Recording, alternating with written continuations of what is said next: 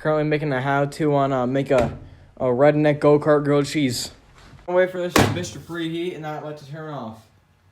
Motherfucker's done preheating. What you want to do? Unwrap the cheese. Unwrapping these and layering them up. Now we're gonna want to do open the fucking contraption. Fucking grease it.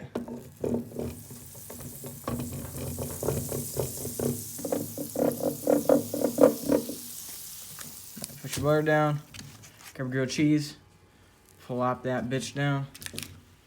Yeet.